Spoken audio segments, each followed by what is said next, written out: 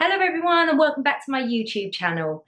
If you're new here, my name is Siobhan and I post videos on a Sunday, a Wednesday and a Friday. So if you like any of this content, then please consider subscribing. If anyone is excited for this video to show you how to transform your kitchen on a budget, at any point, please give it a big thumbs up. So today I'm going to show you how to Fablon your kitchen worktops and completely transform your kitchen on a budget. So yeah, let's do it. Let's get into the video.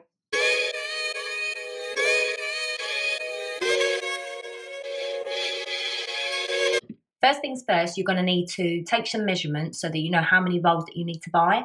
Also make sure you get the correct width because as you can see this is quite long, and obviously when it comes to worktops they're a little bit wider than cupboard doors, so just make sure that you get the right width. Always buy an extra roll, as you never know, you may need it with the wastage of the previous rolls. Things that you're going to need to Fablon your worktops are tape measure,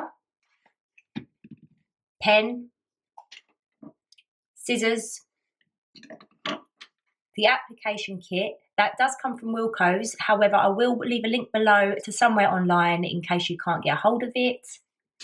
And of course the Fablon. I've gone for marble for my worktops and they do have loads of other designs. It is the DC fix, so I will leave a link below to where I got mine from, and you can go and have a look at other ones as well depending on which one you want to go with.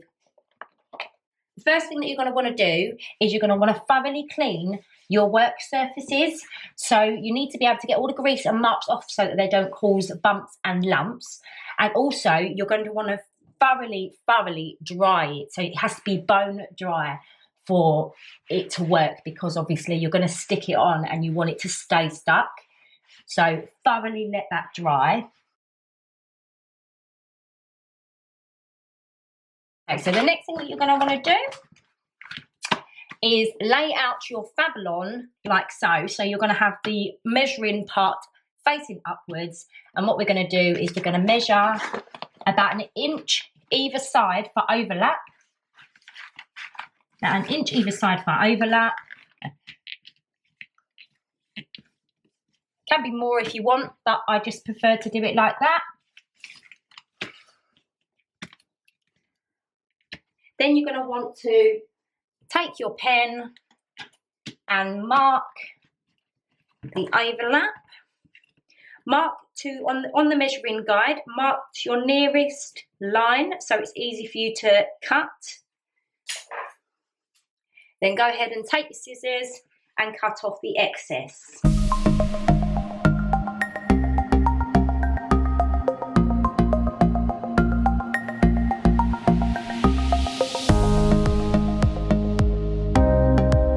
So now turn it back over to the design side, and what you're going to want to do now is let's get stuck in. So first of all, start peeling back the top just a little bit, just to get it stuck. Make sure that you do this as straight as possible and as flush as possible. Otherwise, what you can do is you'll end up going sideways, sort of down a bit. And when you go to neaten it up at the end, it actually turns out to be there's a bit of old worktop showing. So make sure you do try and get that as straight as possible when you're first laying it. So then what you want to do is you want to stick it down with the little bit that you've peeled, making sure it's flush up everywhere. Take your smoother and start smoothing it down. As you're coming down, this bit here is the backing. So you start pulling it away little bit by little bit at a time. It's not a race, so slowly does it. And bring it down, smoothing it all the way down. Don't be scared to lift it back up if you think there's a bubble that might crease. And then put it back down again. There's no problem with that. As I said, it's not a race.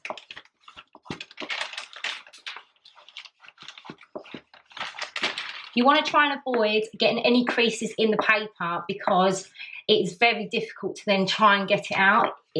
So obviously we're going to use a hairdryer at the end, because sometimes you get difficult bubbles that are not coming out quite that easy. So then what I do is I use the hairdryer and it brings them out. But I do that at the end.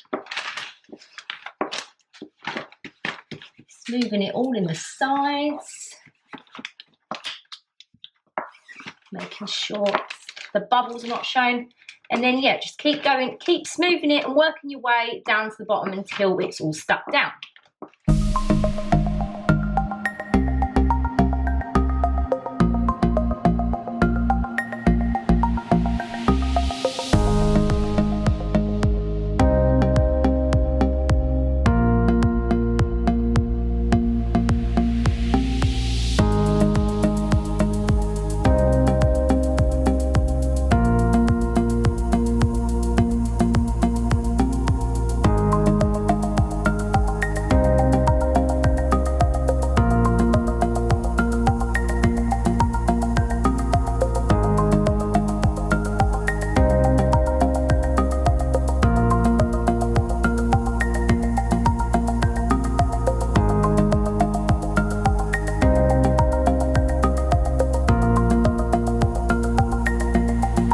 And the next thing that you're going to want to do once you've stuck it all down is you're going to want to get the plastic end, go into the edges right across the crease, so that this will make it so much easier when you're using the Stanley blade at the end to neaten it up. It will just glide through. Do this for each edge that's against something. And just really dig deep.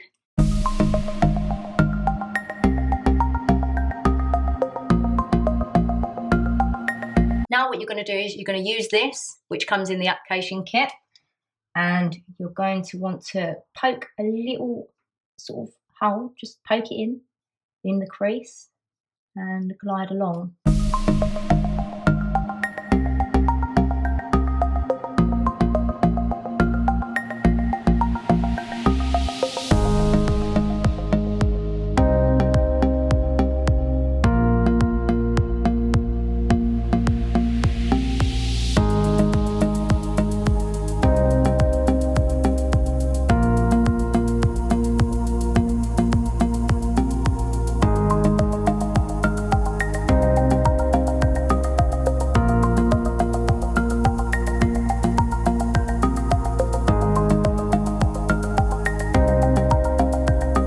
What you want to do as well is be careful, because as you can see under here, there's a little bit of a ridge bit on mine, so that's possibly the same for you.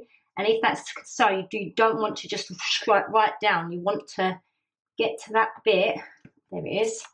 You are going to be over, it's going to cut in a little bit, but we're going to want to try, we really want to try and get this.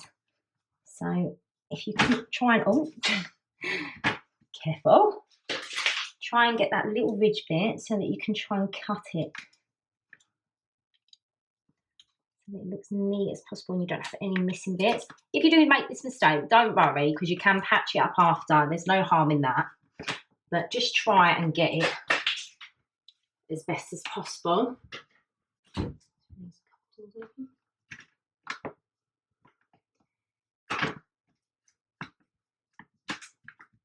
It is like the trickiest bits around these sort of areas, but it's fine. Just got to make sure that you're aware of it, because I've made a mistake like that before. So I just want to make sure you don't do the same thing I did.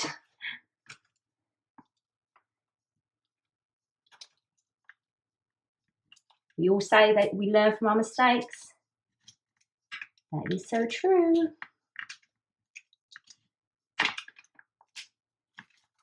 Then just take it off.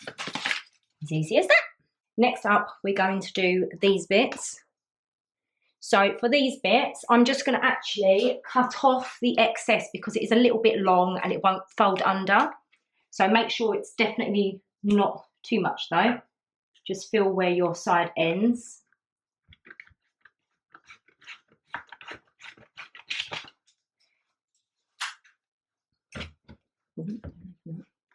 Also, I do have a little bit here.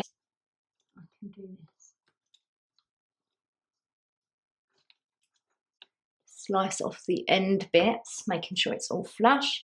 Okay, so what we're going to do is we're going to take it and we're going to brush all the way down, brush all the way down, brush, brush, brush with the smoother. And you're going to, please excuse my nails, as you all know, I am in the middle of DIY in my entire home, so I haven't had time to do my nails and they keep getting messed up anyway just because I'm doing so much. So I will do them when I'm finished. There's no point doing it now. So just get the smoother, make sure it goes over nicely and tightly. And then you just pop these bits here underneath the ledge. And then you get this. Do that, it makes it a lot easier. Tightens it up. And again, keep doing it. Find as well that it's just like that. And then make sure it's properly stuck. So just to let you know as well, when you're cleaning, make sure you clean underneath these bits as well, because obviously it's got to stick there. And if there's grease or marks or anything like that, it's not going to stick very well. And then it will start coming undone. And that's it. That's how you Fablon your kitchen worktops to absolutely transform. I mean, I absolutely love it. Look at it. Wow. So easy, so affordable. Get doing it. That's all I say. It's such a good idea. Okay, so that's going to go and conclude today's video, guys. If you found this tutorial helpful, please give it a big thumbs up. If you haven't already, please subscribe. And this is part 2. I will link above part 1, which was how to Fablon your kitchen cupboards and drawers. So if you haven't already seen that, please go ahead and look at that. And yeah, I will see you in part 3 of my kitchen makeover on a budget. Bye!